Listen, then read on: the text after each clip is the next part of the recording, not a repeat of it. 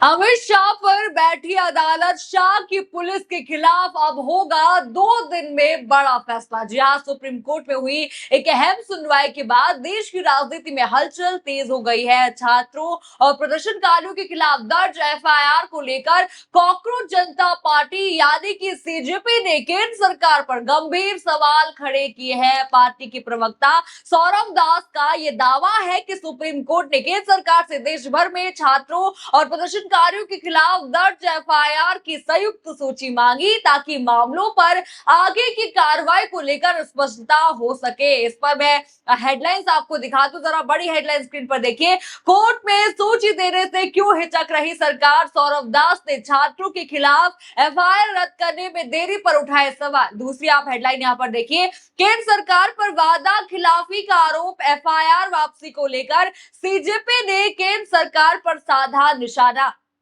एक और हेडलाइन आप स्क्रीन पर देखिए, एफआईआर रद्द करने में देरी पर भड़के सौरभ, सरकार से पूछा कोर्ट में सूची क्यों नहीं दे रहे। हेडलाइन आपने देखी, थोड़ा बहुत मामला आपको समझ आ गया होगा। अब देखिए, सौरभ दास के अनुसार सुनवाई के दौरान केंद्र सरकार के वकील ने एफआईआर की सूची उपलब्ध कराने पर सहमति जताने के बजाय इसका विरोध किया है। जी हाँ, सीजेपी ने इसी बिंदु को लेकर सरकार से सवाल पूछा है। पार्टी का कहना है कि अगर प्रदर्शनकारी के खिलाफ दर्ज एफआईआर वापस लेने का भरोसा दिया गया था तो फिर सभी मामलों की सूची उपलब्ध कराने की में जो है आपत्ति क्यों होनी चाहिए, ये यहाँ पर सवाल पूछा जा रहा है। अब देखिए, यही मामला अब राजनीतिक बहस का बड़ा मुद्दा बनता दिखाई दे रहा। सीजेपी का यहाँ पर यह कहना है कि अदालत के सामने संयुक्त सूची आने से ये पहचानना आसान हो सकता है कि किन मामलों में सरकार के 25 जुलाई के आश्वासनों के मुताबिक कार्रवाई की जानी है और किन मामलों को अलग श्रेणी में रखा जा सकता है। सौरभ दास ने 25 जुलाई के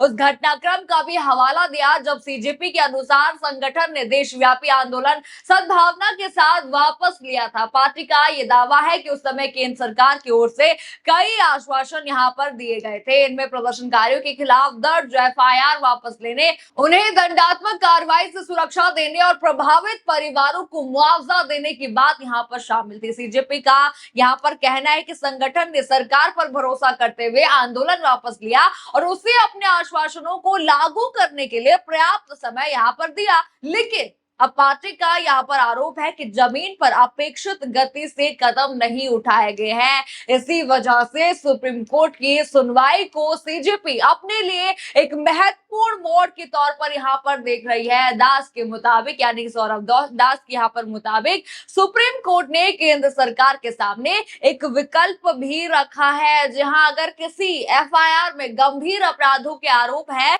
और संबंधित लोगों को जो है पहले से गंभीर आपराधिक इतिहास यहाँ पर रहा है तो ऐसे मामलों को अलग सूची में रखा जा सकता है।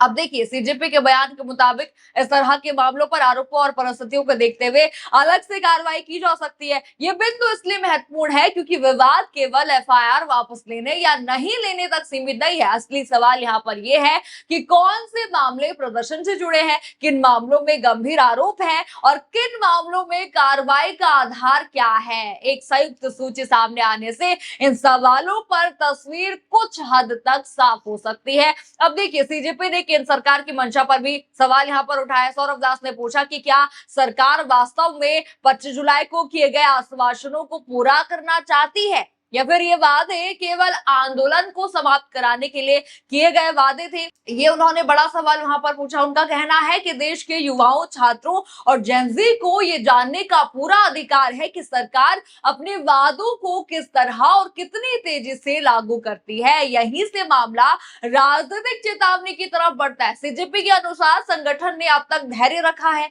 सरकार के साथ बातचीत में भरोसा बनाए रखा है और आंदोलन को सद्भावना के साथ वापस लिया है। लेकिन पार्टी ने यह भी साफ किया है कि धैर्य की एक सीमा यहाँ पर होती है। सौरभ दास ने चेतावनी देते हुए कहा, धैर्य को कमजोरी ना समझे, अच्छी नियत को कमजोरी ना समझे, ये कहा है सौरभ दास ने। इस बयान के बाद ये संकेत मिल रहा है कि अगर सरकार की तरफ से जल्द कोई ठोस पहल नहीं होती, कदम नहीं उठाया जाता तो सीजेपी अपने अगले कदम पर विचार कर सकती है, यानी आंदोलन तक हो सकता है। अटकलें लगाई जा रही कि कि शायद आंदोलन फिर से शुरू हो सकता है। पार्टी के मुताबिक अगर 25 जुलाई के आश्वासनों को लागू करने की दिशा में तुरंत ठोस कदम नहीं उठाए गए तो अगले 2 दिनों में नेशनल वर्किंग कमेटी की बैठक बुलाई जाएगी। इसी बैठक में देशव्यापी आंदोलन की अगली रणनीति तय की जा सकती है।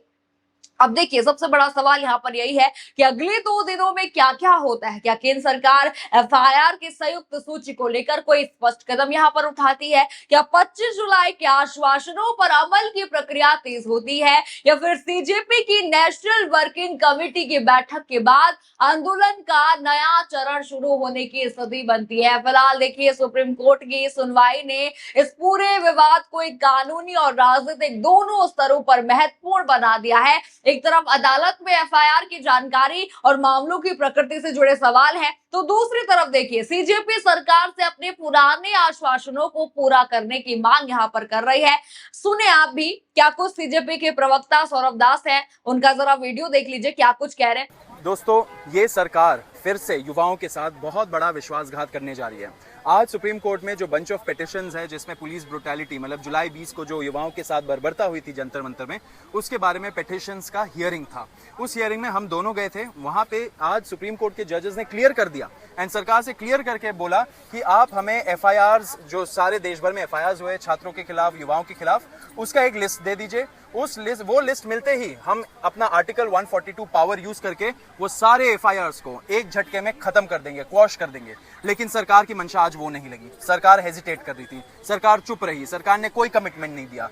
सुना आपने, तो कुल मिलाकर सबसे बड़ा अपडेट यही है कि सुप्रीम कोर्ट की सुनवाई के बाद एफआईआर की सूची, 25 जुलाई के आश्वासन और अगले 2 दिनों में होने वाली सीजेपी की बैठक, तीनों पर नजरें टिक गई हैं। अगर सरकार की तरफ से तुरंत ठोस कदम नहीं आता तो सीजेपी देशव्यापी आंदोलन की अगली रणनीति पर फैसला कर सकती है। और अब सवाल आपसे यहाँ पर मैं करती हूँ, क्या सरकार को छात्रों और प्रदर्शनकारियों से जुड़े सभी एफआईआर मामलों पर एक स्पष्ट और पारदर्शी सूची यहाँ पर सामने रखनी चाहिए? क्या 25 जुलाई के आश्वासनों को लागू करने की समय सीमा भी सार्वजनिक होनी चाहिए? क्योंकि अब देखिए, अगले 2 दिनों में जो है इस पूरे विवाद की दिशा तय करने वाले हो सकते हैं। अगर अब देखिए, सीजेपी की चेतावनी के बाद सरकार कोई ठोस कदम नहीं उठाती है तो राजनीतिक दबाव यहाँ पर बढ़ सकता है और आंदोलन की नई रणनीति सामने आ सकती है। फिलहाल देखिए, सबकी नजर अगले 2 दिनों पर है, क्योंकि अब फैसला केवल बयानबाजी से नहीं होगा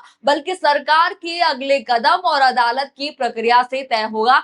आपका जो भी इस वीडियो पर कहना है, हमें कमेंट सेक्शन में अपनी राय जरूर बताइए। खबर आपको पसंद आई हो तो वीडियो को लाइक करें, शेयर करें और चैनल को सब्सक्राइब करना बिल्कुल मत भूलिएगा।